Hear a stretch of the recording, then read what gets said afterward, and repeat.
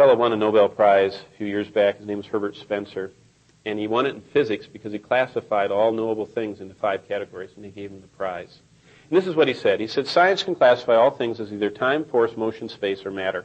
Isn't that neat? Wish I would have thought of that. Got $50,000 for saying 5 words. Time, force, motion, space, and matter. But you know what? If you look at Genesis 1:1, and we're going to conclude here, okay? Just Genesis 1:1. Look at this. I want to show you something. You can win a Nobel Prize. Better write this down. Some of you need some money.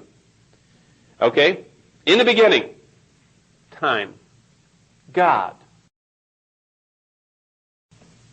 force, created, that's motion, the heavens, that's space, and the earth, that's matter. Time, force, motion, space, matter. It's in the first verse of the Bible. And Mr. Spencer only rediscovered the truth that's already there. But you know, there's a day coming when the one that did all this, that created all these things, that holds them all together, is going to sit as judge on his creation. And that's why this book is so important to know about. Because it says in Revelation 20, I saw a great white throne and him that sat on it, from whose face the heavens and the earth fled away. And I saw the dead, small and great, stand before God, and the books were opened, and another book was opened, which is the book of life. And the dead were judged out of those things which were written in the books, according to their deeds. And the sea gave up the dead which were in it, all those that were cremated and scattered to the sea, those were buried at sea, those were lost at sea. The sea delivers up the dead. Death and hell, the grave, delivers up the dead which were in them. And they were judged, everyone according to what they did. And death and hell were cast in the lake of fire. This is the second death. And whoever was not found written in the book of life was cast in the lake of fire. You know, the Creator that has flawlessly left his signature on the universe has beamed down a book that tells us about immortality and our origins. He's going to someday sit before his creation, and they're going to stand in front of him one by one. He's going to say, when you were born, I gave you 2 candles.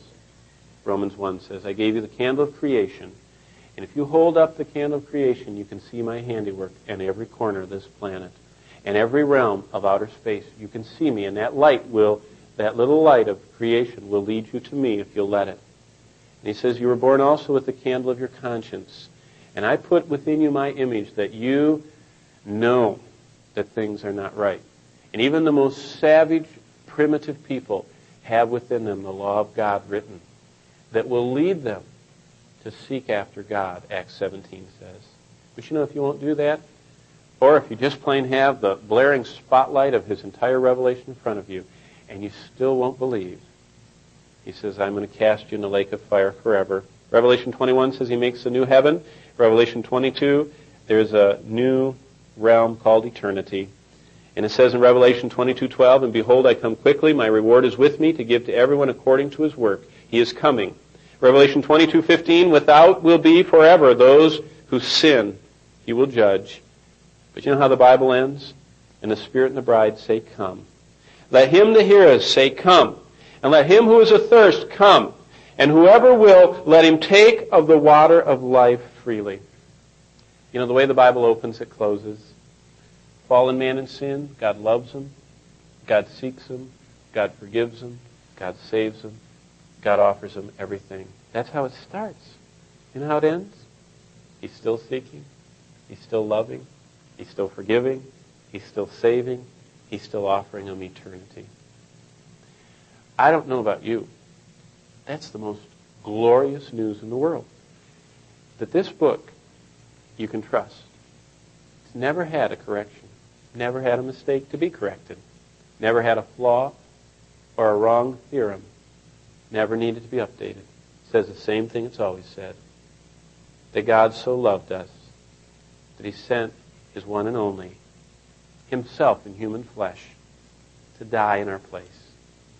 That whoever would receive a free gift would have forever everlasting life. The book you can trust. I hope you trust the God of that book.